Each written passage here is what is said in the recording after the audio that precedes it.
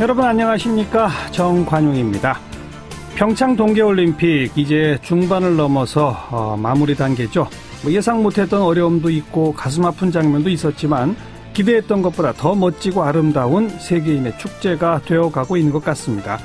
누구보다 가슴 졸이며 이 행사를 준비했던 분이죠. 최근에 이 동계아시안게임 공동 개최를 제안해서 또 주목받는 최문순 강원도지사 잠시 후에 만나보겠고요. 이윤택 씨가 어제 있었던 사과 기자회견 전에 불쌍한 표정을 짓는 연습까지 미리 해보는 사과 리허설도 했었다. 게다가 그 성폭행 의혹 제기에 대해서 사실이라고 인정해놓고는 변호사 조언을 받아서 부인하기로 했다. 이런 내부 증언이 또 나왔네요. 지금의 사태, 여성 연극인들은 어떻게 보고 있는지 잠시 후에 페미시어터 나희경 대표 이야기 들어보겠고요. 7시 5분 시작되는 2부 서울시장 후보에 나선 20대 청년을 만나봅니다. 녹색당의 서울시장 예비후보 신지혜 씨입니다. 진보정당은 젊은 정치인, 서울시가 어떻게 바뀌어야 한다고 보는지 자세히 들어보고요. 연일 드라마가 펼쳐지고 있는 올림픽 뉴스 또 앞으로의 남은 전망 최동철 스포츠 대기자와 함께 정리해보도록 하겠습니다. 잠깐 광고 듣고 출발하죠. 평창올림픽 중반을 넘어서 이제 종반을 향해 가고 있습니다. 여러 가지 걱정이 있었지만 기대했던 것보다는 훨씬 멋진 이 세계인의 축제가 되어가고 있어요. 게다가 우리는 남북이 하나가 되는 감동을 맛보기도 했고요. 자, 누구보다 가슴 졸이면서 이 행사를 준비했던 분이죠. 최문순 강원도지사. 최근에는 이 남북이 동계아시안게임을 공동 개최하자 이런 제안까지 하고 나서서 새로운 관심을 갖고 있는데요. 한참 바쁘신 분 잠깐 짬을 내서 저희랑 전화 인터뷰 응낙해 주셨습니다. 최문순 지사님 안녕하세요. 안녕하십니까. 고맙습니다. 감사드립니다. 네. 정신없으시죠? 네, 좀 정신을 좀 차렸습니다. 네. 아, 조금 차리셨어요?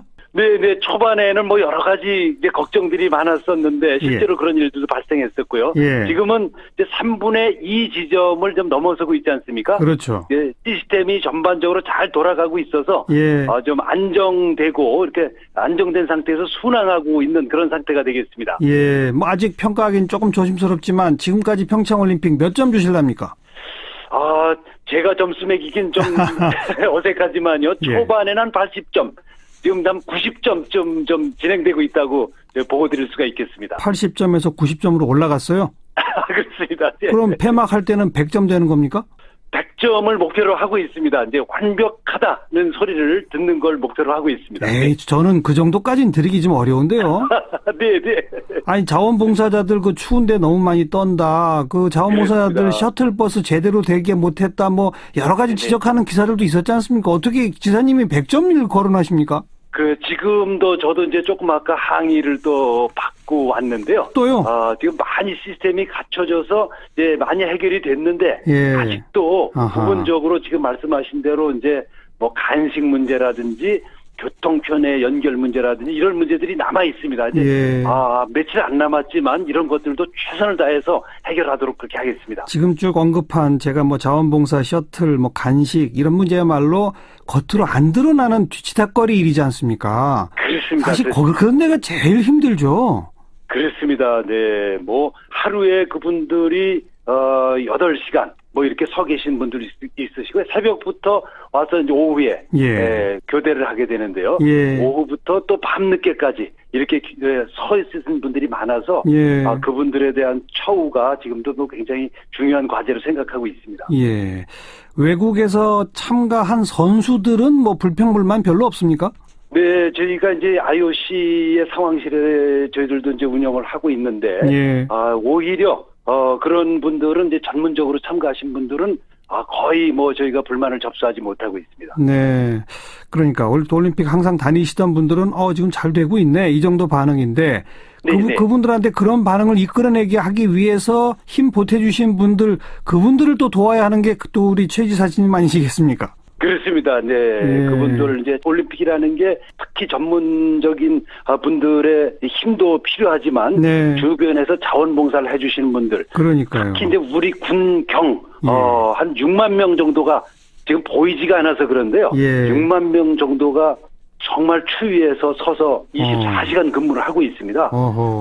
예를 들어서 지금 뭐 말씀드리긴 그렇지만 해병대도 와 있고, 네. 그다음에 뭐 여러 가지 특수부대 예. 애들까지 전부 투입돼서 예. 공군, 해군까지 예.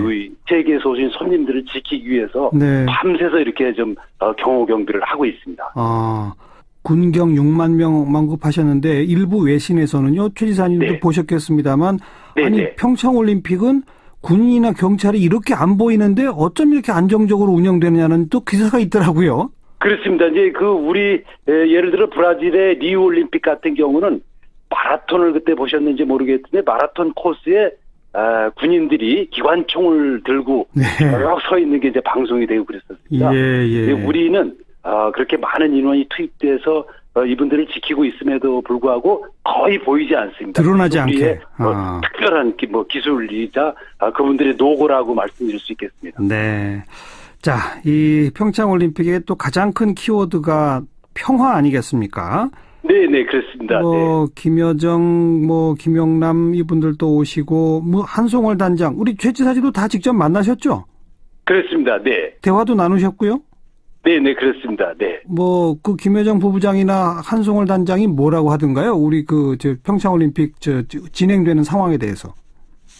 그분들도 이제 높이 평가를 해주셨고요. 그 다음에, 무엇보다도, 굉장히 이 평화라는 한반도의 평화에 대해서 굉장히 공세적이다. 제가 느끼기에는 오히려 공세적이라고 표현을 해도 좋을 만큼 적극적이었다는 느낌이 지금도 강하게 남아 있습니다. 그래서 이러한 분위기를 속도라든지, 그다음에 규모라든지 이런 점에 있어서 굉장히 공세적이라고 느낄 만큼 적극적이었기 때문에 앞으로도 이런 분위기를 어떻게 이어가는가 하는 것이 저희들의 관건이라고 말씀드릴 수가 있겠습니다. 남북관계 개선과 평화 무드 조성에 대한 북측의 의지가 매우 공세적이다? 공세적이라고 할 만큼 이렇게 적극적이었다 이렇게 그런 느낌을 가지고 있습니다. 네. 개막식에 우리 남북 공동 입장하고 이러는 순간 최 지사님 기분이 어떠셨어요? 저희들은 특히 이제 우리 강원도는 전 세계 유일한 분단도가 아니겠습니까? 그렇죠.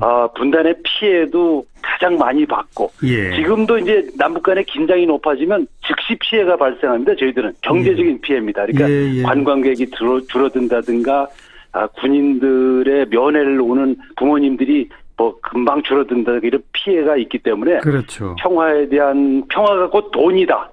이런 이제 슬로건을 저희들이 갖고 있는데요. 저희들은 정말 아주 정말 기쁜 마음으로 그걸 지켜봤습니다. 네. 자, 이 평창 동계올림픽 지어진 시설도 재활용하고 등등을 또 하고 남북 평화도 이어가자는 취지로 2021년 동계 아시안 게임의 남북 공동 개최를 선언하셨잖아요. 네.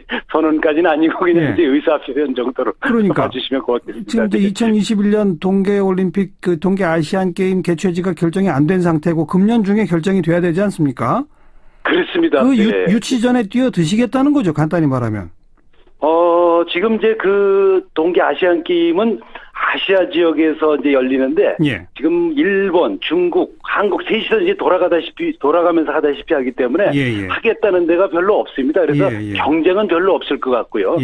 다만 이제 남북이 같이 하는 공동 개최라고 하는 절차가 사실은 이제 이렇게 만만치는 않습니다. 이게 공동 조직위원회도 만들고 또 여러 가지 이제 이렇게 지금까지는 해오지 않았던 이런 절차를 거쳐야 되기 때문에 이것도 꽤 큰 도전이라고 할 수 있는데 그러나 좀 이렇게 일시적이고 항구적이지 않은 이런 단일팀이라든지 올림픽 참가라는 것을 넘어서서 조금 시스템을 갖추는 이런 실험을 한번 해보고 싶어서 제안을 지금 하고 있는 중입니다. 그러니까 2021년 동계아시안게임 남북 공동 개최 공식 선언 아니신가요? 네, 그렇게 이제 받아들여 주시면 고맙겠습니다만 조금 더 내부의 의견 수렴 절차를 거치고 이게 굉장히 의견을 모아야 할 주체들이 상당히 많아서 조금 더 의견 조율을 해보도록 하겠습니다. 자, 그런데 바른미래당의 하태경 의원이 지금 유엔의 대북 제재가 해제되지 않은 상황에서 북한이 동계아시안게임을 공동 개최한다는 건 사실상 불가능하다. 이런 근거로 우리 최문순 지사께서 대형 사고 쳤다고 비판하는데 어떻게 보세요? 네, 우선 좀 신중히 처리하라는 충고를 해주셔서 고맙다는 말씀을 드리고요. 네. 다만 이 스포츠 분야는 유엔 제재 안에 들어있지 않습니다. 이번에 이제 올림픽도 그렇고요. 예. 스포츠 분야만큼은 유엔 제재에 들어있지 않기 때문에 유일하게 그래서 남북 간의 교류가 가능한 분야가 바로 이 스포츠 분야가 되겠습니다. 예. 그래서 염려해 주신 것을 잘 받아들여서 신중하게 처리하도록 하겠습니다. 이번에 그 단일팀 만들고 또 북한 대표 선수들이 우리한테 오고 이럴 때도 뭐 몇몇 가지 조항에서 이게 유엔 대북 제재에 걸리는 거 아니냐 뭐 이런 언급들이 있었는데 네네. 공동 개최도 그런 몇 가지 주의한 것만 하면 충분히 가능하다 이 말씀인가요? 그렇습니다. 이제 지금으로서는 스포츠 분야에 대한 제재는 있다는 말을 제가 들어보지 못했고요. 네. 다만 이것이 한 3년에 이르는 기간 동안 그렇죠. 공동 조직위원회라든지 예. 또 공동 비용을 쓴다든지 이런 문제들이 있어서 예. 유엔 제재가 있는지는 아주 면밀히 검토해서 준비를 하도록 그렇게 하겠습니다. 네, 알겠습니다. 자, 그리고 최문순 지사께서 그동안 올림픽 기간 중에 가장 기억에 남는 순간은 언제였습니까? 네, 역시 이제 개막식 때요. 네. 남북 공동 입장. 이건 뭐 저뿐만이 아니고 우리 국민들 모두 그리고 개막식을 지켜본 전 세계인 모두에게 깊이 각인될 그런 장면이라고 생각하고 이게 우리의 큰 자산이 될 걸로 저는 생각하고 있습니다. 예, 예. 그리고 빙상에서만 우리가 메달 따다가 이제 설상에서 스켈레톤 윤성빈 선수 금메달 따지 않았습니까? 네. 그만큼 이제 동계올림픽을 우리 국민들이 즐기는 범위나 분야도 좀 넓어지고 여자 컬링 팀에 대해서는 뭐 거의 팬클럽까지 막 만들어지고 이런 건 어떻게 보세요? 그렇습니다. 우선 이게 홍보가 잘 안 됐는데 윤성빈 선수가 우리 강원도청 소속이라는 점을 좀 말씀드립니다. 아, 그랬나요? 예. 키운 선수입니다. 네. 그리고 의성의 그 마늘 소녀들도 얼마나 대견하고 기특하고 전 세계적인 스타가 되지 않았습니까? 예. 아마 이번 올림픽을 대표하는 스타들이 될 것 같은데요. 예. 남북 그 단일팀하고 앞으로 이런 선수들을 잘 키워내서 대한민국의 위상을 좀 널리 알릴 수 있으면 하는 그런 생각입니다. 네. 네. 우리 그 관중들도 점점 늘어나죠? 그렇습니다. 지금 관중들이 지금 저는 이 올림픽을 통해서 저 나름대로 감동받고 있는 것 하나는 한민족 전체가 하나가 되는 거 아니냐. 그런 느낌을 받고 있습니다. 여기 오시는 분들 보면 해외에서 굉장히 많이 오시고요. 그래요? 해외 동포들이 상당히 많이 찾아주십니다. 그리고 이제 국내에서도 멀리서 오시는 분들은 저 전남 신안에 있는 무슨 어떤 섬에서 오셨는데 8시간 반을 차를 달려서 오신 분들도 있으시고 이게 좀 한민족이 하나 되는 그런 어떤 느낌 그런 걸 좀 저는 강렬히 갖고 있습니다. 예, 해외 교포의 전국 각지에서 관광객들이 오시고 네네. 그 주변에 숙박업소나 식당 하시는 분들도 좀 다들 그 얼굴이 좀 한박 웃음이 있습니까? 어떻습니까? 이제 조금 특수가 있는 지역도 있고요. 네. 또 이 경기장 주변 같은 데는 이제 이렇게 경비가 너무 삼엄하고 교통 통제가 심해서 오히려 평소보다 못한 분들도 꽤 있습니다. 아이고, 그래요. 네, 그분들한테는 송구스럽기 짝이 없는데 저희들이 부지런히 대책을 마련해서 3월 9일부터는 이제 패럴림픽이 또 시작되겠습니다. 그렇죠. 그때는 좀 교통 통제라든지 경비가 좀 이렇게 덜 삼엄하기 때문에 그때는 좀 대책을 마련해서 지역 경기에도 좀 도움이 되도록 최선을 다해서 노력하겠습니다. 예.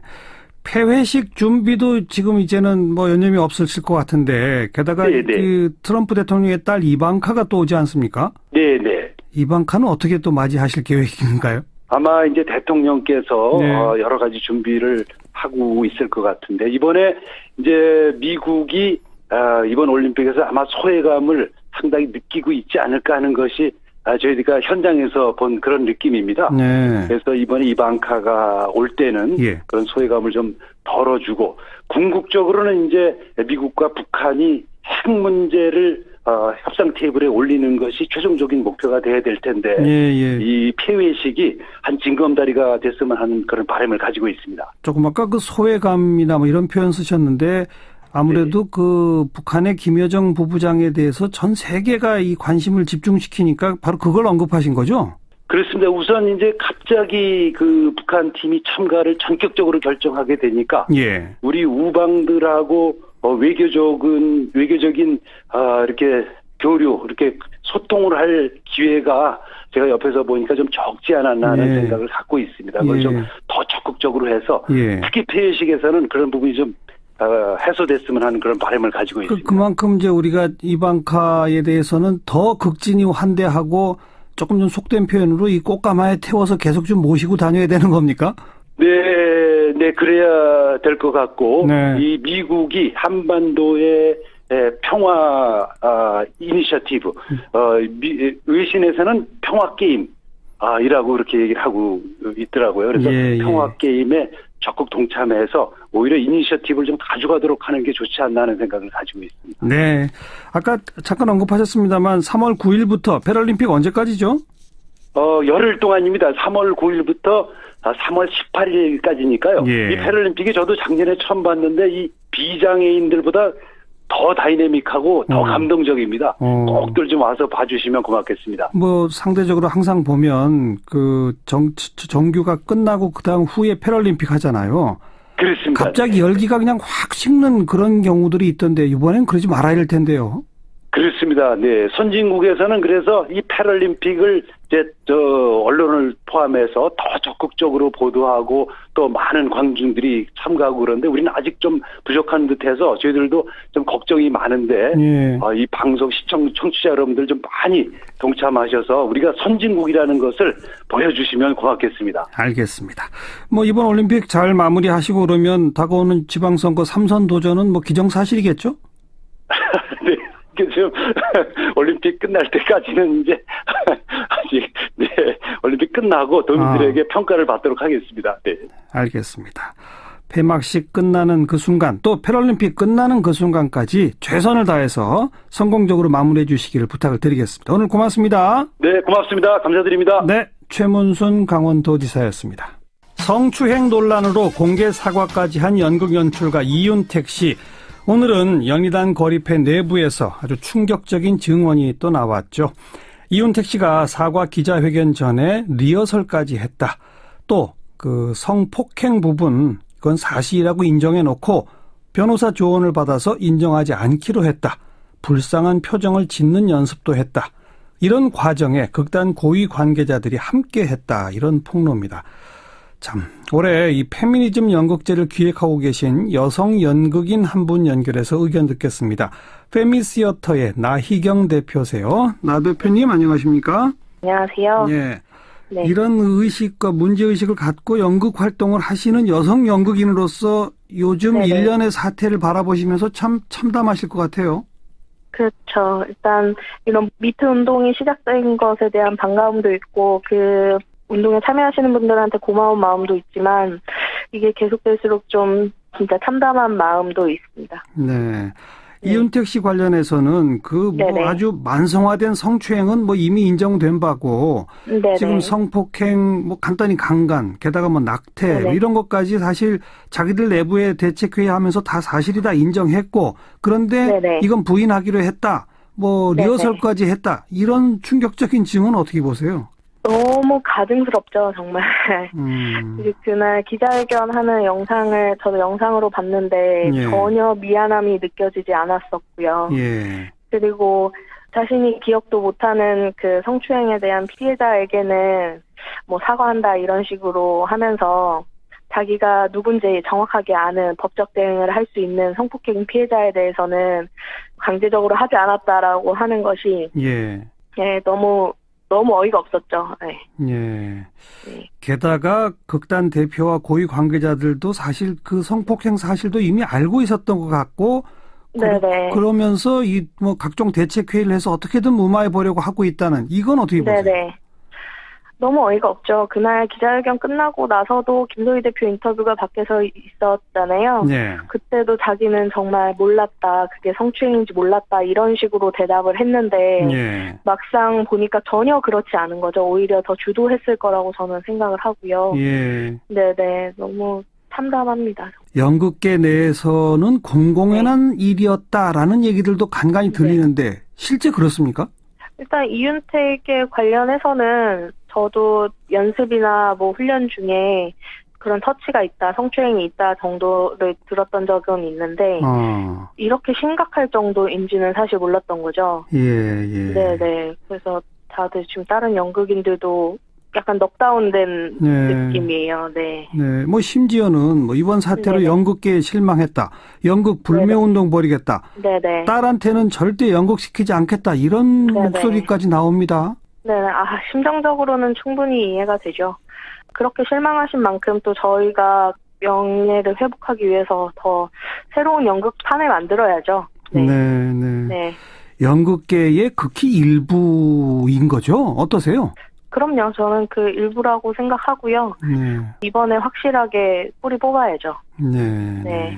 미투 운동은 더 이어질 것 같고 추가적인 폭로 또 더 문제가 되는 분들이 더 거론될 것 같은 분위기지 않습니까?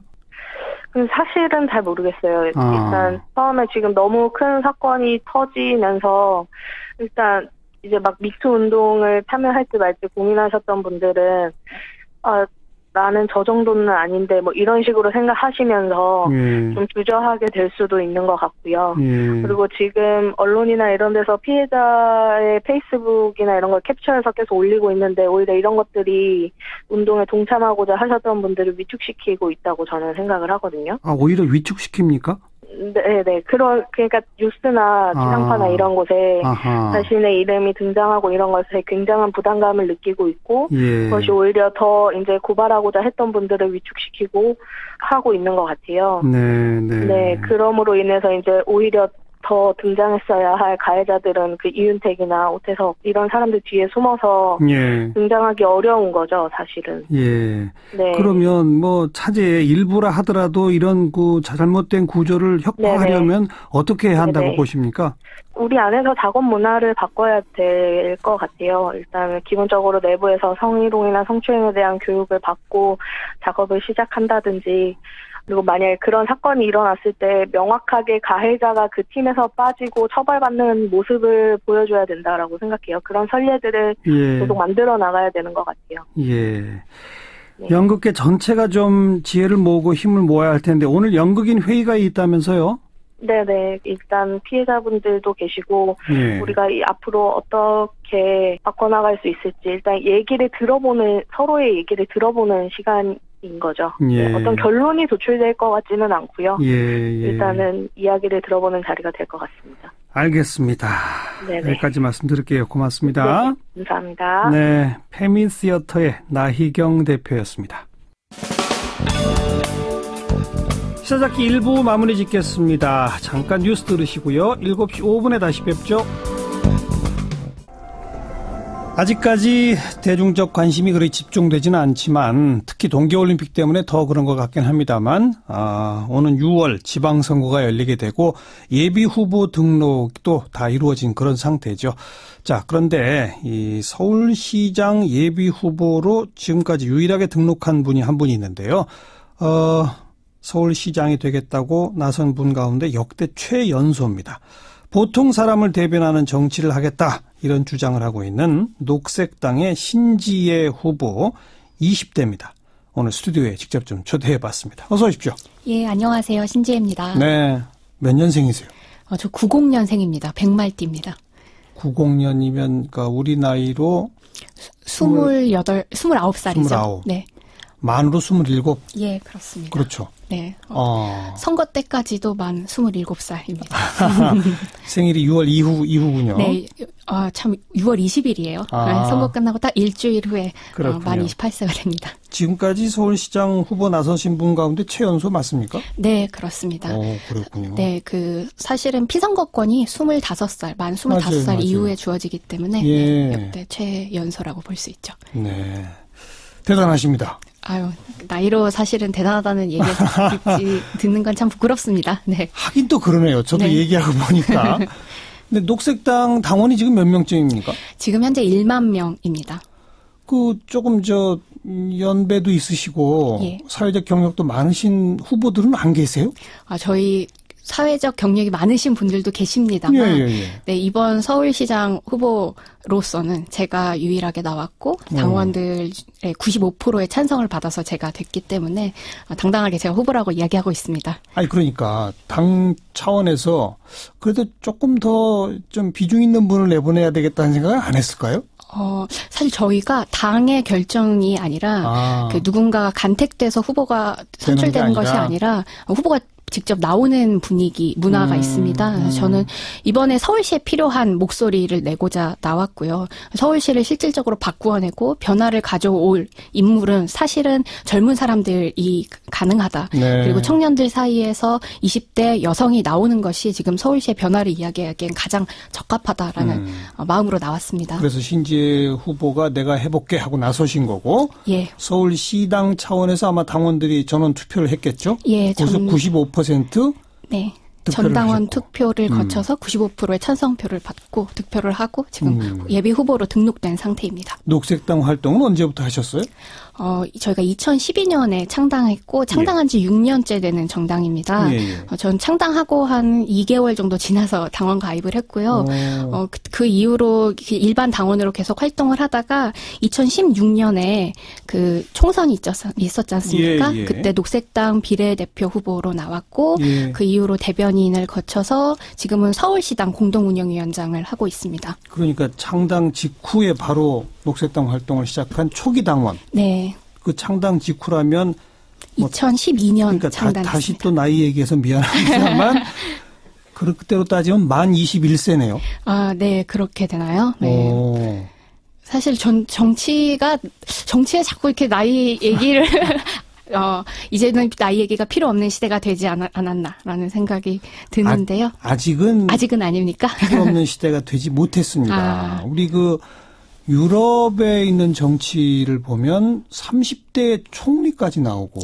예, 맞습니다. 장관 네. 너무나 많고. 네, 당수를 30대가 한다거나요. 네, 그런 모습들이 특히 최근 들어서 막 나오는데 아직 우리나라 정치는 전혀 그렇지 못하기 때문에 네. 그래서 제가 자꾸 이렇게 나이 얘기를 안 할 수가 없는 그런 상태입니다. 네, 사실 거기에 한국의 지금 선거법 제도, 정치 제도가 거기에 많이 관련이 되어 있어요. 그렇죠. 사실은 청소년들은 지금 정당 가입이 불가된 상태이고 피선거권이 만 25세 이후로 주어지기 때문에 대부분의 청년들이 자기가 정치인이 될 수 있을 거라고 상상조차 하지 못하고 정당에 관심이 없는 게 현실인데요. 근데 어쨌든 자기 삶을 바꾸기 위한 가장 구체적인 방법은 저는 정치라고 생각하고 보통 우리가 정치하면 자기 익속 챙기려고 자기가 조금 더 잘 되려고 나오는 정치판이라고 생각합니다만 전 이제 그게 아니라 우리 사회를 정말 행복하게 만들고 시민들이 다 같이 잘 살기 위한 방법의 정치 그러니까 우리를 행복하게 만들 정치를 할 사람이 나와야 된다고 생각합니다. 네. 제가 그거를 해보고자 하고요. 그런데 어떻게 그렇게 일찍 정치에 대한 관심이 높아졌습니까? 오늘은 이제 아무래도 청취자분들한테 내가 누군지 이제 알려야 되는 그런 자리니까 좀 자신의 이 살아온 삶을 좀 쭉 얘기해 보세요. 그러게요. 제가 언제 정치를 시작했냐라고 물어보시면 저 아무래도 중학교 때 생각이 나는데 제가 중학교 때 사실은 청소년 운동을 좀 했었습니다. 어떤 운동이요? 두발자유 운동이라고 사실 지금까지도 청소년들 학생들은 자기 신체권조차도 보장받고 있지 못한 두발과 복장 규제가 딱 있죠. 네, 있죠. 정확하게 있었죠. 근데 제 때까지만 해도 귀민 5cm 이런 규정들이 정확히 있었고 이런 걸 통해서 학교가 변화돼야 되고 사회가 변화돼야 되고 이런 법과 제도들이 제3과 연결되어 있구나라는 생각들을 좀 많이 했고요. 그때 이후로 사실은 고등학교에 전 진학하지 않고 대안학교에서 공부했습니다. 그리고 대학교를 나온 다음에 사회적 기업을 왜 거부했어요? 저는 지금 기존의 교육을 받으면서 크고 싶지 않다는 생각을 했어요. 좀 다른 대안 교육을 받으면서 다른 방식의 삶을 꿈꿔보고 싶다라는 그때 고민들이 좀 있었던 것 같고요. 대한교육 어디를? 영등포에 있는 하자작업장 학교라는 곳을 나왔습니다. 하자센터? 예. 뭐 워낙 잘 많이 알려져 있는 곳이죠. 그러셔요? 예. 네, 거기를 4년 동안 공부를 했고 졸업을 하고 이후에는 문화예술 분야 사회적 기업에서 창업 대학은 안 가시고? 네, 일을 하면서 공부할 수 있는 그 사이버대학교를 다녔어요. 그래서 고려 사이버대학교를 졸업하고 네. 이후에 그 청년 기업 오늘공작소라는 3D 프린터나 청년 작업실 같은 것들을 지원하고 조금 청년들의 또 다른 삶의 기술을 만들어 나가는 단체를 만들었습니다. 오늘공작소라고 하는 일종의 기업. 네, 청년 기업이라고 보시면 될 것 같고요. 대표십니까? 네, 지금 대표를 맡고 사장님이시군요, 그러니까. 네, 제가 사실은 최저임금도 못 받는 사장님입니다. 너무 이제 한꺼번에 중학교 때부터 얘기를 쭉 다 해주셨기 때문에 제가 거슬러 가서 중학생, 여중생들이 아니 왜 학교가 내 두 발 귀밑 몇 센치를 꼭 강제해야 되나 이런 생각을 할 수 있어요. 네. 그죠? 네. 그런데 이제 또 상당히 많은 여중생들은 그냥 학교가 그런가 보다 하고 넘어가고 극히 이제 일부 학생들은 거기서 그래도 나는 내 멋대로 할 거야. 몰래 파마도 하고 이런 사람들도 있고. 네. 근데 그렇게 이 두발 자유화를 우리가 좀 쟁취해보자 해서 청소년 운동에 나서는 여중생은 많지 않단 말이에요. 네, 제가 어렸을 때부터 뭔가를 바꾸는 거를 좋아했고, 조금 더 다른, 방법이 있다면, 대안이 있다면, 그리고 그것이 꼭 필요한 일이라면 하기를 좋아했던 것 같아요. 네. 그때 당시에도 저는 염색이나 파마를 하지 않았습니다. 머리가 규정이 안 맞는 것도 아니었고요. 근데 사실은 신체의 자유라고 하는 건 도덕책에도 나와 있는 내용인데 왜 청소년들 혹은 학생들에게만 보장되지 않는 걸까? 이런 질문들이 있었고 그 질문들을 해결하고자 좀 나섰던 것 같아요. 그래서 실제 성과를 얻었어요? 그때 당시 그 교육청에서 두발 자유를 하라고 각 학교에 하달을 내렸어요. 학교가 정해라는 거죠? 네. 그래서 그때 어떻게 정하라고 했냐면 그 부모님과 선생님과 학생들이 모여서 자체적으로 규율을 만들라라고 했는데 사실 다 아시겠지만 학교라는 것이 굉장히 폐쇄적이고 그리고 청소년들이 개인으로 혹은 동등한 시민으로서 사실 인정 못 받고 있는 게 대부분이잖아요. 네, 예를 들면 엄마와 학생의 관계, 선생님과 학생의 관계에서 학생은 사실 자기 목소리를 내기 굉장히 어렵고 그런 각 학교의 현장들에서 그런 문화나 분위기가 있는 것을 계속 목격하게 됐습니다. 그러다 보니까 사실은 내가 대안학교에 가야 되겠구나라는 결심을 하게 된 것 같아요. 일반 고등학교가 아닌 대안학교 하자작업센터를 선택해서 훨씬 더 좋았겠죠? 네, 저는 제 일생에 가장 잘한 선택 중 하나라고 생각합니다. 어떤 점이 가장 마음에 들었습니까? 일단 작업장학교에서는 그 정해진 학교의 수업 경로를 따라가지 않았어요. 자기가 하고 싶은 일을 선택하고 자기가 배우고 싶은 것을 선택해서 그 안에서 해보면서 배우는 것. 단순히 교과서를 넘어서 직접 거의 두 눈으로 겪어보고 만져보고 그 경험을 통해서 배운다라고 하는 게 가장 중심된 모토였거든요. 이름 자체가 하자잖아요. 네. 뭔가 do it 이런 의미를 담고 있는데 그 안에서 저는 계속 교과서 밖에 그 경험들을 계속 해왔던 것 같고 사회를 바꿀 수 있는 일, 그다음에 진짜 한국 사회가 어떤 모순들이 있고 또 어떤 대안들이 있는지를 계속해서 겪어볼 수 있었던 시간이었다고 생각합니다. 네. 그리고 이제 일과 병행해서 사이버대학 학점도 따시고 사회적 기업을 만든 건 몇 년도입니까? 그게 2009년도였습니다. 오래됐네요. 네, 그때 당시 사회적 문화예술 분야 사회적 기업이었고요. 책이나 이런 것들을 2차 컨텐츠를 3차로 혹은 1차 컨텐츠를 2차 컨텐츠로 재가공해서 어린이집이나 고아원이나 이런 어린이들에게 그 컨텐츠를 교육이든 문화예술 분야의 무대예술이든 이런 컨텐츠를 제공하는 사회적 기업이었습니다. 그 만든 지는 벌써 9년 차. 네, 근데 저는 아직 문 안 닫고 있는 것도 상당히 용하죠, 우선. 근데 거기에는 저뿐만이 아니라 굉장히 여러 세대들이 있었어요. 그게 50대, 40대, 30대. 저는 그때 당시 10대에서 20대로 넘어가는 과정이었는데 우리 또래들만 일하는 게 아니라 다양한 세대들과 함께 일하면서 그러다 보니까 오히려 60대도 20대와 같이 소통할 수 있고 20대도 60대로부터 배우고 네, 이런 네. 경험들을 해왔던 것 같아요. 네. 그 직원은 지금 몇 명이에요, 그래서? 지금은 4명입니다. 4명. 네. 대표인데 최저임금이 안 되는. 네, 뭐 다들 그러시겠지만 사실은 네, 자영업 하시는 분들은 대표이실 때 가장 약자시죠. 네. 자기 자영업 하시는 일반 서민 자영업자 분들은요. 그게 이제 직업인 셈이고, 네. 그리고 정치활동, 녹색당 활동을 하다가 이번에 이제 서울시장 후보로까지. 네. 그죠? 네. 부모님을 안 여쭤볼 수가 없는데. 혹시 부모님이 뭐 정치에 관심이 많은 그런 분인가요? 아니요, 저희 부모님은 정치에 관심은 없으시고요. 그렇지만 이제 제가 뭔가를 하는 것은 굉장히 끊임없이 지지하시는, 응원하시는 지지 지원해 주시는 네, 분들이세요. 대안학교 가겠다고 했을 때도 오케이. 뭐 흔쾌히 오케이라고 하시는 않으셨지만 제가 어떻게 내가 살 거야라고 얘기하시는 거에 네가 안 돼, 넌 그렇게 살면 안 돼라고 얘기하시는 게 아니라 그래 너가 그렇게 살 거야, 그래 그럼 한번 그렇게 해봐라고 하시는 분들이세요. 예. 자, 여기까지 이제 우리 신지혜 후보의 개인 소개를 좀 우리 청취자분들께 해드린 거고. 네. 서울시장 이번에 당선될 수 있다고 생각하시는 건 혹시 아니시겠지?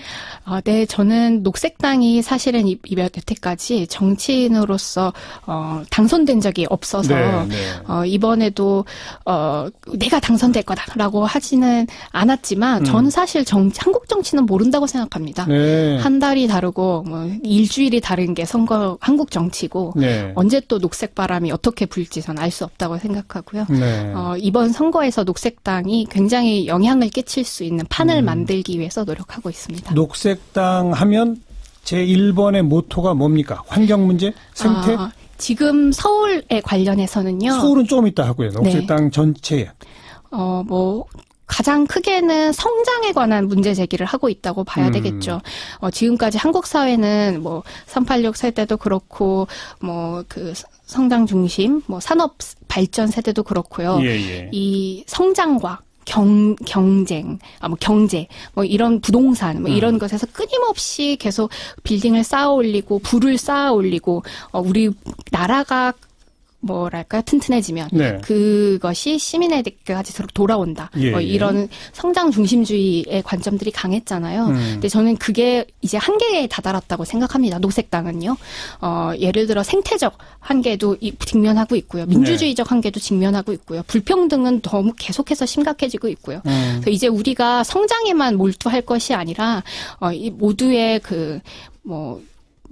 평등한, 네. 공정한 사회로 나아갈 수 있는, 경제 시스템으로 나아갈 수 있는 것을 선택해야 된다. 그리고 저성장을 두려워하면 안 된다. 이런 것들이 중요 가치입니다. 네, 생태, 민주주의, 평등, 공정 이런 단어들.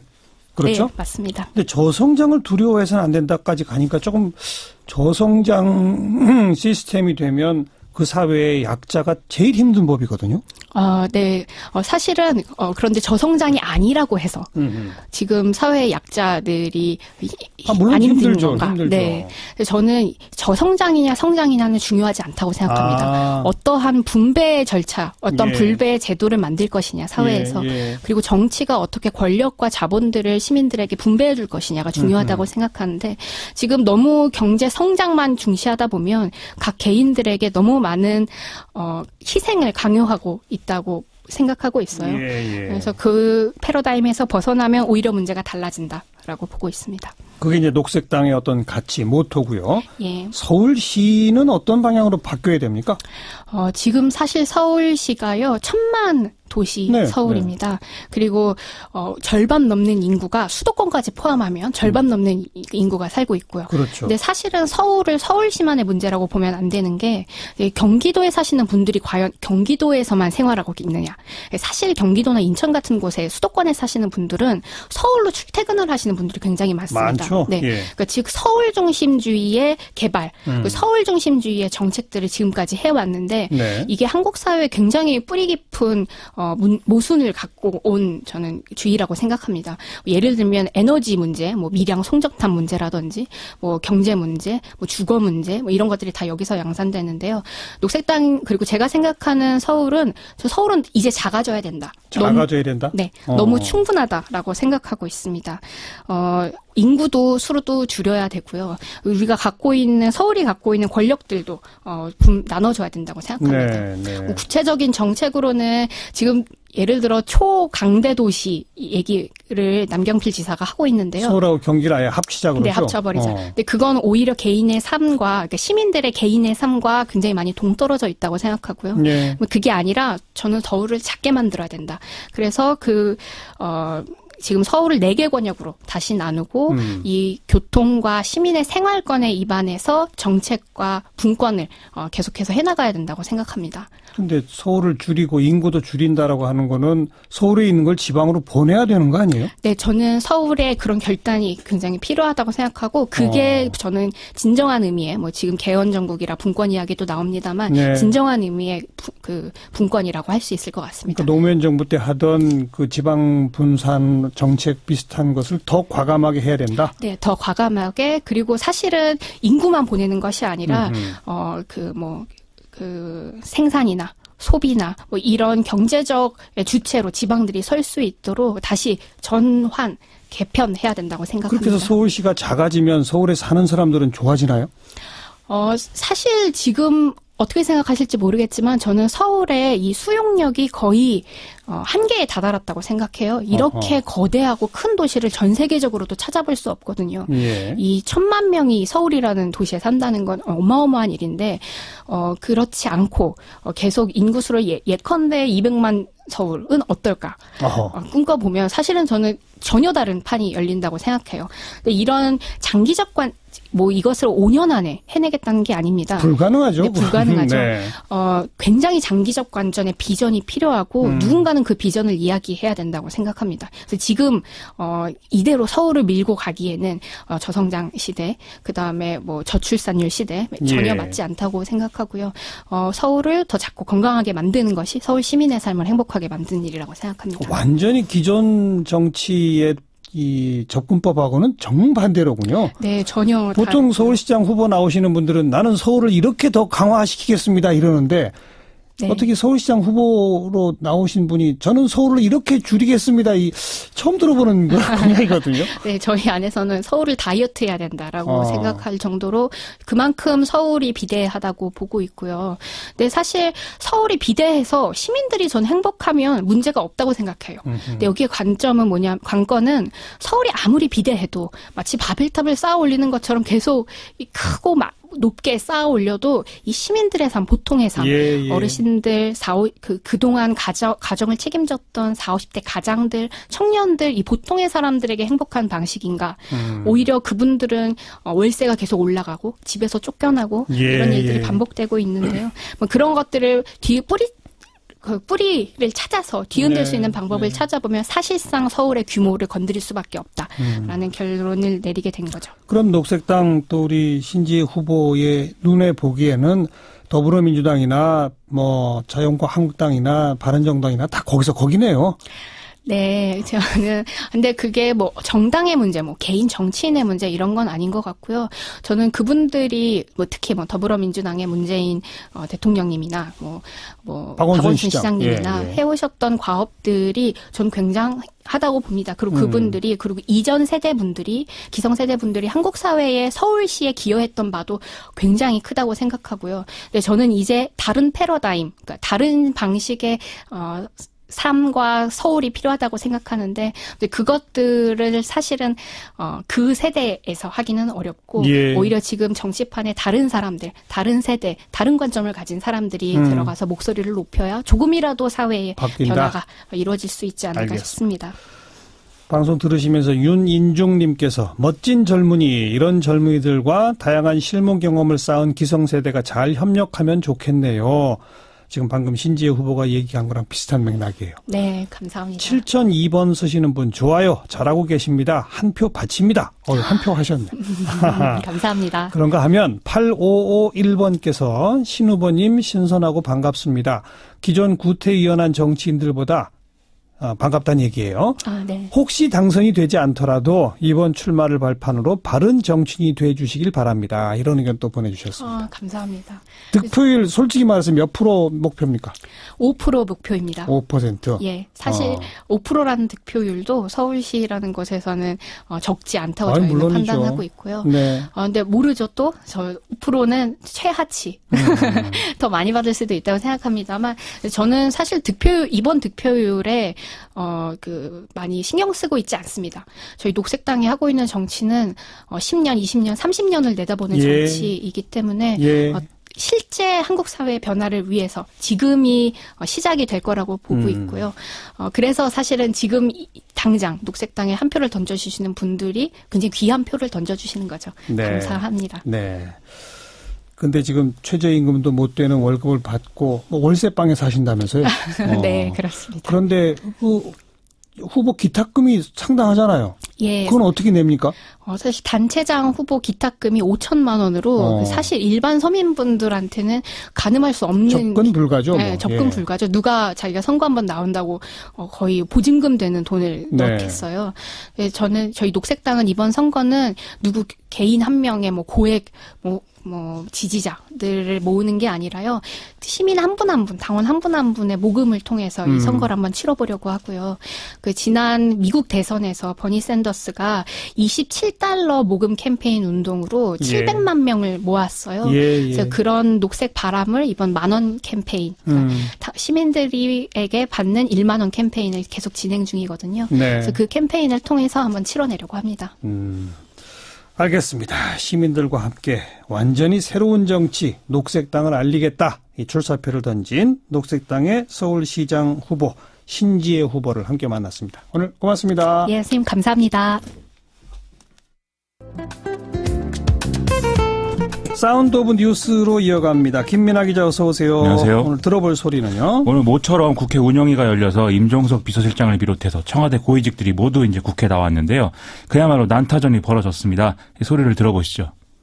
국민들께서 문재인 정부는 참 오복하다. 안보는 굴복하고 경제는 항복하고 정치는 보복하고 적폐는 방복하고 약속은 번복한다. 이래서 국민들은 박복해진다. 이런 민심들이 많습니다. 의원님, 제 꼼꼼히 여론을 저희도 챙기고 있습니다만 그런 여론을 아직 들어보지는 못했습니다만 제가 전해드리는 겁니다. 예, 알겠습니다. 네. 그런가 하면 현안 질의 중에 김성태 운영위원장이 뜬금없이 밥 타령을 하며 정회를 선포했는데요. 여당 의원들은 이런 코미디가 있느냐며 언성을 높였습니다. 밥 먹고 가자, 밥 먹고. 혼자 갔다 오세요, 그러면 위원장님은. 자, 이게 지금. 아니, 수록들이 이렇게 오전에 합의를 했는데 왜 일반적으로 그렇게 했습니까, 약속을. 반사는 합의가 안 됐으면 위원장이 판단하는 거예요. 또 이렇게 다 기자분들도 해. 자, 이제 식사하러 갑시다. 식사하러. 지난번에 합의 사항이. 네, 이게 이제 오전 회의 풍경을 좀 잠깐 들어본 것 같고, 오후 회의 시간에 김성태 운영위원장하고 임종석 비서실장이 거의 감정 싸움 직전까지 갔다면서요? 그렇습니다. 오늘이 김성태 위원장이 운영위원장 자격으로 처음 청와대 업무 보고를 받은 날이거든요. 아마 단단히 좀 별려왔던 모양입니다. 예. 자유한국당 신보라 의원이 국회 헌법자문특위 예산안 자료 제출을 청와대에 요구한 거에 대해서 답이 없어서 이제 그게 문제가 됐었는데요. 임종석 비서실장은 이에 대해서 자료 요청이 월요일 날 이루어졌기 때문에 자료 준비에 좀 시간이 걸린다, 양해해달라 이렇게 답변을 했거든요. 예. 그렇게 상황이 정리되는가 했는데 갑자기 김성태 위원장이 뒤에 앉은 청와대 직원이 웃었다라면서 화를 내기 시작한 겁니다. 그래서 화를 냈는 이제 웃었느냐 안 웃었느냐 이 CCTV를 확인하자 이런 얘기 막 하다가 임종석 비서실장더러 발언대에 서서 이 자료 제출과 직원이 웃은 거에 대해서 해명을 해라 이렇게 요구하기까지 했다는 거죠. 예. 임종석 비서실장은 왜 나한테 화를 푸느냐라고 하면서 이런저런 설명을 했는데 이 발언이 끝나고 다시 자리에 앉으면서 다시 억울한 감정이 생겼는지 왜 자기를 발언대에 세웠냐면서 다시 항의하기 시작하면서 좀 논쟁이 길어졌거든요. 예. 이렇게 옥신각신하다 하면서 정해가 되는 그런 상황이었습니다. 네. 그리고 자유한국당 의원들은 노트북에 뭘 이렇게 붙이고 나왔다면서요? 이 과잉 보복 수사 중단하라 이런 구호를 쭉 붙이고 나왔는데 이게 이제 강원랜드 문제 얘기하는 거죠. 애초에 국회 공전된 이유도 법사위원장인 권성동 의원이 강원랜드 채용 비리에 연루된 거 아니냐 이런 이제 문제 때문 아니겠습니까? 예. 자유한국당 곽상도 의원이 무슨 강원랜드 채용 비리 수사를 3년이나 하느냐, 검찰이 과잉 수사를 하면 청와대가 균형을 잡아줘야 되지 않느냐 이렇게 얘기를 했는데요. 곽상도 의원은 아시다시피 박근혜 정부에서 민정수석을 했죠. 그래서 사실상 청와대가 검찰의 수사 중 중단 지시를 해야 된다. 이렇게 얘기한 거죠. 임종석 비서실장은 청와대 민정수석실이 개별 사건에 대한 수사 지휘는 하지 않는다. 이렇게 답변을 했는데요. 이게 원칙적으로는 맞는 얘기인데 역대 정권들이 민정수석실을 편의적으로 이용해 왔다. 이렇게 봐야 되겠죠. 또 청와대 국민청원 제도도 논란이 됐다면서요? 자유한국당 윤재욱 의원이 국민청원 제도를 정비해야 된다면서 정영식 부장판사 특별감사 및 파면청원 이건 이제 예로 들었습니다. 예. 여기에 대해서 청와대가 권한이 없다고 답변을 하면서 모든 국가기관이 국민 뜻을 경청해야 한다 이렇게 답을 했는데 이게 삼권분리 침해로 사법부를 압박한 거라는 거죠. 아하. 임종석 비서실장은 뭐 그런 게 아니라 일반론적인 얘기를 한 것이고 다른 의도는 없었다라면서도 이 청원 내용 중에 이제 답변이 부적절한 그런 것들이 올라온다라면서 좀 고충을 토로하는 그런 분위기도 있었습니다. 이게 이제 나경원 의원의 평창 동계올림픽 조직위원직을 파면해달라 이 청원이 이제 예로 들어지기도 했는데요. 어쨌든 이제 개선이 필요하다는 점은 청와대도 좀 인정한 그런 모양새가 됐습니다. 네, 다음 소식은요. 마이크 펜스 미국 부통령이 최근 평창 동계올림픽을 계기로 방한한 기간 중에 북한 고위급 대표단과 만날 계획이었는데 북한이 일방적으로 취소해서 불발됐다 이런 사실이 밝혀졌는데요. 새롭게 워싱턴 포스트가 보도했다면서요? 그렇습니다. 이 미 국무부가 이 보도에 대해서 오늘 성명을 냈는데 뭐 이런 사실이 이제 확인을 하면서 펜스 부통령이 북한의 핵미사일 프로그램 포기를 요구하는 기회로 삼으려고 한 것이다. 이렇게 설명도 했습니다. 네. 이 국무부 설명을 보면은요. 북한은 펜스 부통령이 탈북자들과 만나고 또 고강도 대북 제재를 언급하는 등의 어떤 강경 행보를 한 것에 대해서 불만을 이제 제기하면서 회동을 무산시켰다라고도 했는데요. 만나자는 제안 자체는 올림픽 개회식 2주 전쯤에 북한이 먼저 했고 그래서 지난 2일 정도에 트럼프 대통령이 접촉을 승인했던 것까지도 보도가 되고 있습니다. 그리고 그 과정에 우리 정부도 역할을 했다면서요? 이 중재를 하는 과정에 우리 정부가 이제 관계를 했다 이 얘기가 백악관 통해서 나왔다는 거고요. 다만 회담에 우리 정부 관계자가 참석할 것은 아니다 이렇게 좀 예정을 했었다고 합니다. 예. 다만 양측의 보완 요구 이것을 충족시키기 위해서 좀 중립적인 회담 장소를 제공하기로 했는데 그게 이제 청와대였다는 게 이 보도 내용입니다. 네, 참 아무튼 아슬아슬하네요. 그런 상황이죠. 만날 뻔 하다가 2시간 전에 취소가 되기도 했다. 그렇습니다. 이방카가 와야 좀 해결이 될 것 같습니다. 그렇죠. 다음 뉴스는 중학생 딸의 친구를 유인해 성추행하고 살해한 혐의로 기소된 일명 어금니 아빠 이영학이 1심에서 사형 선고를 받았습니다. 법원이 사형을 선고한 것은 2016년 2월 GOP 총기 난사 사건 이후에 2년 만인데요. 또 피해자를 집으로 유인하고 사망 이후 시신 유기에 가담한 혐의로 기소된 이영학의 딸 이모 양은 장기 6년에 단기 4년의 실형을 선고받았습니다. 이영학이 허위로 후원금을 받는 과정에 도움을 준 혐의인 이영학의 형 이모 씨는 징역 1년, 이영학의 도피를 도운 혐의로 기소된 지인 박모 씨는 징역 9개월형을 각각 선고받고 법정 구속됐습니다. 재판부는 어떤 논리를 폈나요? 일단 범행이 잔혹하고 엽기적이며 계획적으로 실행됐다. 이 사실을 이제 주요하게 봤는데요. 이를 판단하는 과정에서 이영학의 어떤 심신미약 이런 주장들은 대부분 배척됐습니다. 심리 분석 결과 정신지체 수준에 이르는 사고장애나 사물 변별 능력의 미약 상태가 드러나지 않았다는 거고요. 특히 배우자를 잃은 상실감이 범행 동기에 영향을 끼쳤다. 이렇게 주장한 거에 대해서는 배우자를 뭐 사랑한다든지 이런 모습이 드러난 게 아니라 오히려 성매매를 강요하는 등의 학대하고 이용했다는 점 이런 점들이 재판부가 고려했다 이렇게 밝혔습니다. 또 피해자 및 유가족은 물론 사회 전반에 부정적 영향을 끼쳤다. 이 점도 선고 내용에 영향을 미쳤고요. 이영학이 사형 판결은 피하고 2심을 준비하기로 했다 뭐 이런 보도도 있었는데 반성문도 제출하고 눈물도 흘리고 했지만 이런 상황을 좀 고려해 볼 때 개전에 정이 없다. 이것도 사형 선고 이유가 된 것으로 해석이 됩니다. 이 사형이 선고됐지만 이영학은 간혹 울먹일 뿐 별다른 특이한 반응을 보이지는 않았다고 합니다. 네, 다음 뉴스는요. 한국 GM의 지원 방안 협의를 위해 방한한 베리 앵글 GM 본사 해외사업부문 사장이 백운규 산업통상자원부 장관 면담을 신청한 상황이라고 하는데요. 산업부는 GM이 장기적 투자 계획과 불투명한 경영 문제 등에 대한 어떤 해법을 갖고 와야 의미 있는 대화가 가능하다 이런 입장이어서 성사가 안 될 가능성을 상대적으로 크게 보는 그런 분위기입니다. 네. 다만 매일경제 보도를 보면은요. 산업부 고위 관계자 발언을 근거로 해서 내일 백운규 장관과 앵글 사장이 면담을 하게 될 것이다. 이런 보도도 같이 나오고 있어서 주목이 됩니다. GM의 진짜 의지가 있느냐 이게 중요한 거 아니에요? 그렇습니다. 앵글 사장도 뭐 한국에서 사업을 할 의지는 있다고 말하고 있고 또 대우차 출신인 홍영표 국회 환노위원장도 그렇게 본다 이렇게 얘기를 하고 있는데 과연 그런 거냐 의문이 생기는 대목이 너무 많다는 게 문제인 거죠. 오늘 중앙일보를 보면은 지금 이대주주인 산업은행이 이미 지난해 12월 달에 GM의 흑자 전환과 자본 잠식 해소 방안에 더해서 GM의 본사 대출금 금리 인하 이것까지 포함한 8개 항의 회생안을 전달을 했는데도 GM 측이 이걸 무시한 걸로 드러났다라는 얘기거든요. 또 오늘 헤럴드 경제 어제 분석을 보면 GM이 지금 상정하고 있는 시나리오는 일단 노조 양보를 이끌어내고 이걸 근거로 해서 신차 생산 물량을 한국GM에 배정하고 그다음에 이제 정부 지원을 이걸 근거로 요구한다. 이런 상황으로 보인다는 거죠. 하지만 정부 관계자나 홍영표 환노위원장 등의 얘기를 종합하면 우선 GM 본사가 한국GM에 지금 빌려준 3조 2천억 채무를 어떻게 해소할 거냐. 이걸 먼저 판단하는 걸 요구하는 것으로 지금 보이는 거거든요.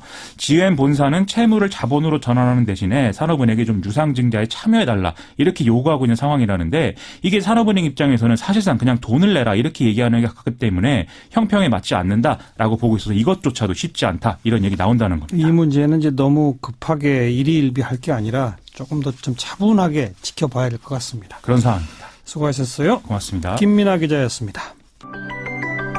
스피드스케이팅 여자 팀 추월 백철기 감독 김보름 선수의 기자회견 어제 있었죠. 하지만 노선영 선수가 이 기자회견 내용을 반박하는 인터뷰를 하면서 진실게임 양상으로까지 지금 확전되는 분위기입니다.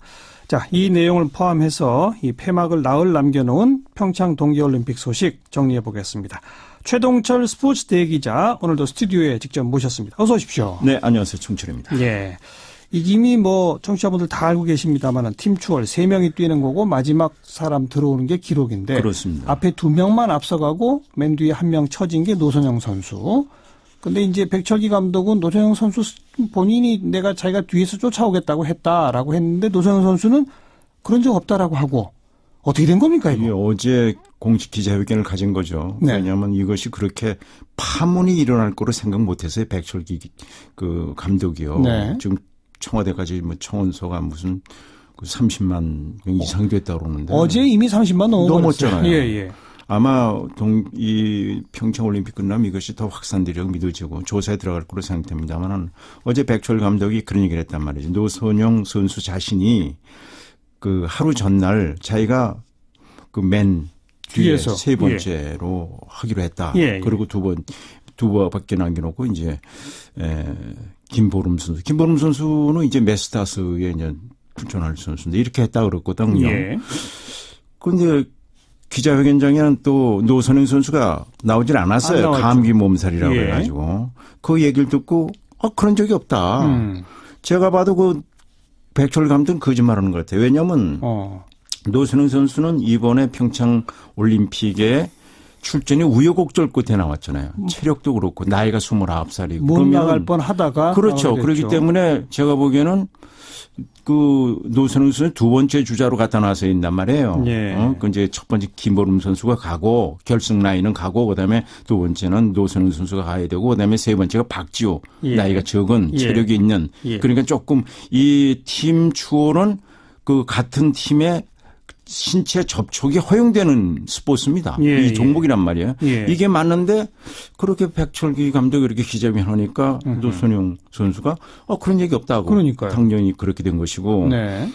이 많은 네티즌들이 왜 김보름 선수하고 이 박지우 선수에 대해서 대표 선수 자격 박탈하라고 하는 이유가 뭐냐면은 네. 그걸 봤단 말이죠. 예. 그 노선영 선수가 맨 나중에 나와서 울고 있었단 말이에요. 울고 있는데 네, 가서 달래주지도 않고. 달래주고 격려해줘야 그러니까요. 되는데. 백철 감독이 뭐 했어요? 난 그것도 보고 나도 화가 나더라고요. 네. 응? 네덜란드 박대영 코치가 가서 이 위로해주는 모습을 보고. 우리 코치인데 외국인인데. 그러면. 그 사람은 가서 위로해주고. 예. 그런 데서 네티즌들이 굉장히 화가 난 것이 아닌가. 예. 네, 이 대한빙상연맹이 문제가 좀 있긴 있어요. 그 전부터. 그렇죠. 예. 그러니까 뭐 노선영 선수 그 전에 인터뷰한 걸 보면 팀 추월에 나갈 세 선수가 같이 훈련도 안 했다?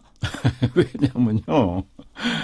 이 팀 추월은 우리가 기대하지 않았어요. 8개 팀 가운데 7위 차지하지 않았습니까? 오늘 이제 폴란드와 그 7, 8위전 하위. 조금 있으면 이제 하죠. 한다는데 거기는 세 선수 다 나오긴 나옵니까? 나오죠. 사실은 백철기 감독이 어제는 그 기권 아니면은 이 노선영 선수보다는 이 박승희 선수를 놓을까 뭐 이런 생각도 가졌는데 그럼 더 큰일 나죠. 그래서 노선영 선수를 다시 출전을 시키는데요. 제가 보기에는 하여튼 이 파문이 끝나고 나서도 제가 보기에는 이거는 계속 파문이 클 것으로 생각이 듭니다. 오랜 시간 스포츠 현장을 취재하셨던 분으로서 이번 사태의 핵심 문제가 뭐예요, 그러니까? 그러니까 이 감독이 잘해. 지도자가 중요합니다. 지도자가. 그럴수록 그 선수들 가다 다독거리고 팀워크를 이루어야 되는데 이 팀초는 팀워크이거든요. 밀어주고 끌어주고 그래야 되는데 이게 하나의 팀이 아니잖아요. 그렇죠. 그런데 제가 보기에는 그 따로따로 훈련을 했다는 것이 맞아요. 그리고 기대를 하지 않았기 때문에 제가 봐도 팀추어는 우리가 메달권에 들어가지 않고 다만 김보름 선수고 박지우 선수가 24일에 있을 메스 스타스 이거를 우리가 금메달을 기대했기 때문에 두 선수를 따로 훈련을 시켰던 것이고 노선영 선수는 뒤늦게 합류를 했기 때문에 어떻게 보면은 좀 그 외톨이가 될 수도 있었다라고 생각할 수가 있습니다. 빙상연맹 그리고 지도자 그들이 주된 책임이다. 지도자가 책임이 있어요. 일단은 백철 감독은 저 반성을 많이 해야 됩니다. 알겠습니다. 오늘 아무튼 순위 결정전에 나온다고 했으니까 거기서 또 어떤 모습을 보여줄지 한번 좀 지켜보도록 하고 이제 며칠 안 남은 평창 동계올림픽 우리 성적 위주로 좀 하나하나 정리해 볼 텐데 어제 쇼트트랙 계주 뭐 지금까지 금메달 딱 한 번 놓치고 다 땄죠? 그렇죠.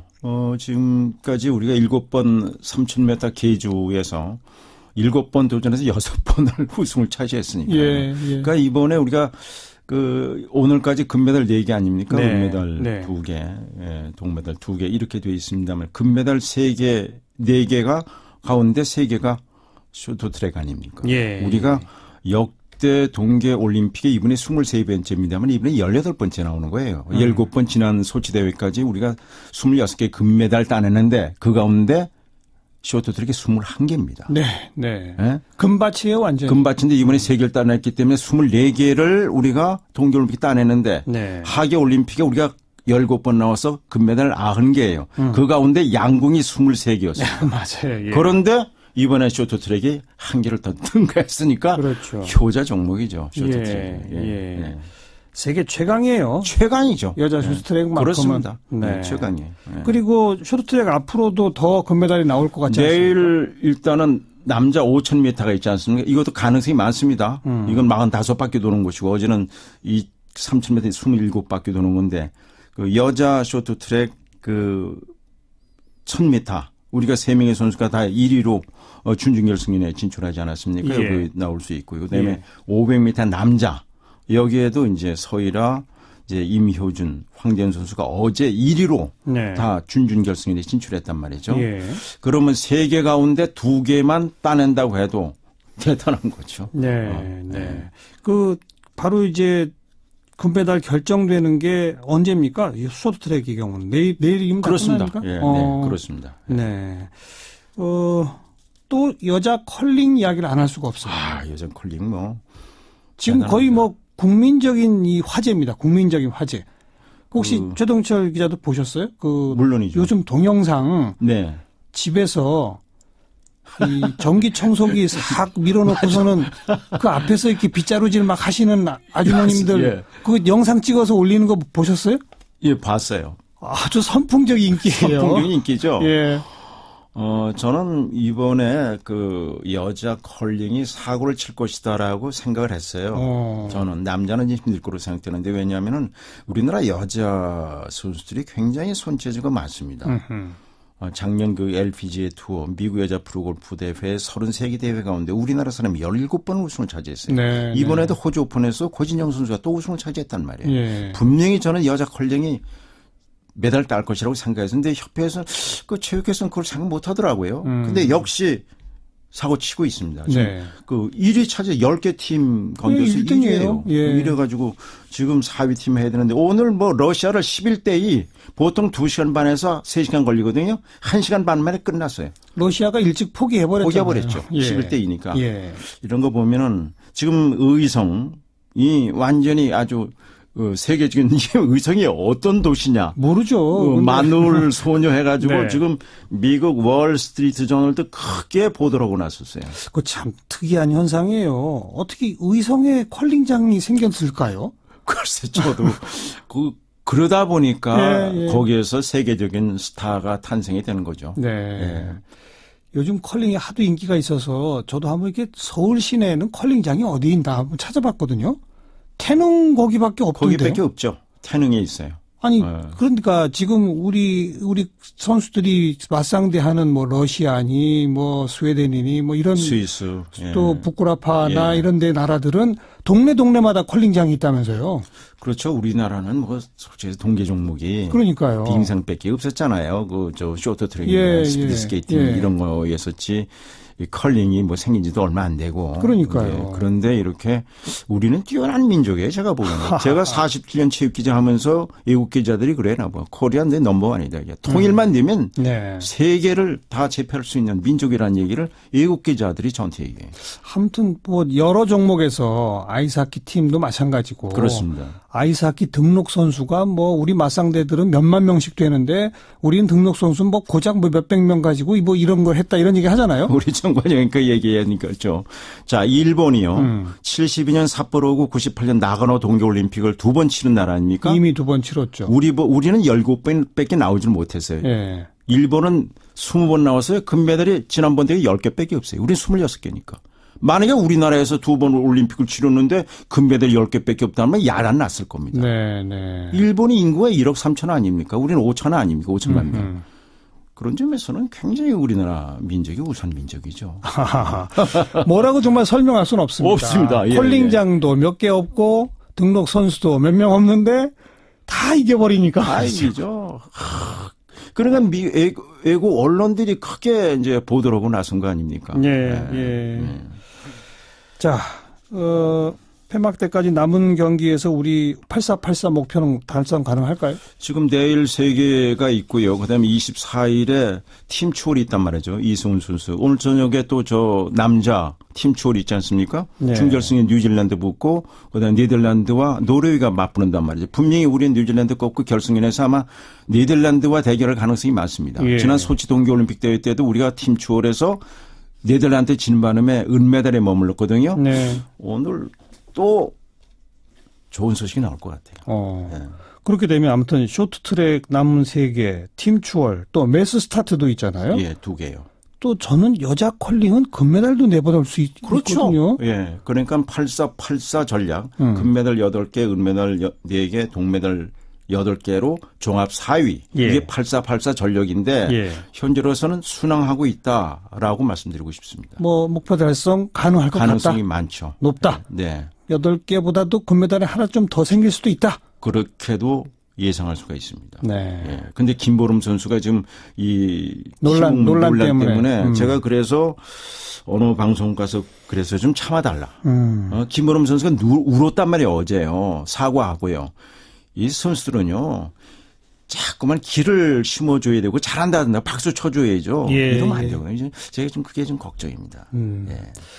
자, 아무튼 이제 그런 목표를 달성해 나갈 것 같고 아무래도 역시 쇼트트랙 위주 빙상 종목이 가장 효자 종목이고 그렇죠. 깜짝 놀란 게 지금 이제 컬링하고 그다음에 이 윤성빈 선수는 스켈레톤 뭐 예상했던 거고요. 그건 제가 보기엔 대단한 선수죠. 완벽한 뭐 금메달 아닙니까? 조금 뭐 우리가 기대했던 대로 좀 서운한 것은 안 된 것은 이제 봅슬레이 2인승 원윤종, 서용우, 조. 2년 전만 해도 세계 랭킹 1위였는데 결국은 6위에 머물고 말았지 않았습니까? 이것은 로이드 코치가 세상 떠나고 조금 그 문제가 좀 있었어요, 거기도. 썰매 종류. 현대자동차에서 썰매를 만들었어요. 근데 쭉 가지고 훈련했던 썰매가 라트비아 거거든요. 오스트리아 거인데 이거 현대자동차에서 후원을 많이 해줬는데 그걸 만들어줬는데 그걸 안 수도 없고 그래서 18일 전에 그 결정을 해가지고 쭉 타왔던 라트비아 썰매를 타자라고 했는데 이것도 좀 갈등이 많았죠. 그런 그 뒷얘기가 있습니다. 그래서 결국은 그 오랫동안 연습했던 썰매를 못 탄 거예요? 그렇죠. 아니 라트비아 거고 현대자동차에서 만든 썰매를 놓고 현대자동차가 해줬으니까 그걸 타왔는데 성적이 좋지 않고 기록이 잘 안 나온단 말이죠. 그런데다가 그 1376m 슬라이딩 센터 이게 이제 스켈레톤과 코스가 같아요. 근데 그 커브가 26개가 있는데 그 원윤정 서용과 52번을 연습했다는데 네네. 9번 코스가 마귀 그 악마의 코스로 9번 10번을 부딪힌 바람에 1차 코스 30명 가운데 11위에 머물렀다. 그래서 6등 간 그렇죠. 거죠. 예. 그래서 저는 아쉽죠, 그거. 아쉽죠. 2년 전만 해도 봅슬레이 2인수는 분명히 금메달이라고 생각했던 건데 예. 기대에 못 미쳤죠. 네. 예. 그리고 솔직히 스키 종목에서는 아직 우리가 수준 차이가 너무 나더라고요. 이번에 우리가 15개 종목에 145명의 선수가 출전했습니다. 21명이 귀화 선수들이에요. 네네. 네. 뭐 거기는 아이스하키 선수도 있고 그러는데 역시 스키는 어려운 것 같아요. 아직은 모른 것 같더라고요. 노르웨이 같은 팀이 노르웨이가 그 동계 올림픽에 118개의 110개의 금메달로 1위입니다. 이번에도 1위 아니에요. 금메달 현재까지. 예. 노르딕이라는 얘기가 바로 거기서 나온 거예요. 예. 어려서부터 그냥 자연스럽게 스키 타고 다니시는 분들이니까. 그렇죠. 그쪽 나라는. 네. 그죠? 그러니까 네덜란드 같은 경우가 뭐 인구는 1,700만 명인데 왜 스피드 스키를 잘하느냐. 땅이 4분의 1이 해면보다 낮아요. 네. 겨울만 되면 다 얼어요. 예. 초등학교 학교 가려면 스케이팅 하면서 가야 돼요. 그러니까는 스피드 스케이팅이 강국이 될 수밖에 없는 거예요. 그럼에도 불구하고 우리가 그런 스케이팅에서는 조금씩 막 따라가는데. 그렇죠. 스키는 아직은 좀 안 되는구나. 안 돼요. 네. 이 활강 오늘도 보니까 린즈본 선수가 3위에 머물렀더라고 보니까 이 활강 경기는요 무수와서 못 내려와요. 예. 아직 우리가 그만큼 스키장도 또 부족하고 그렇죠. 경험도 부족하기 때문이라 보고 예. 이번 동계올림픽을 계기로 아무튼 그 국민적으로 동계 종목에 대한 관심도는 굉장히 넓어졌다는 점. 그럼요. 이게 큰 장점이 될 것 같습니다. 예. 뭐 동계올림픽 끝나면 아마 동계 종목에 대한 활성화가 되지 않을까 생각됩니다. 오늘은 여기까지 들을까요? 네, 그러죠. 네, 최동철 스포츠 대기자였습니다.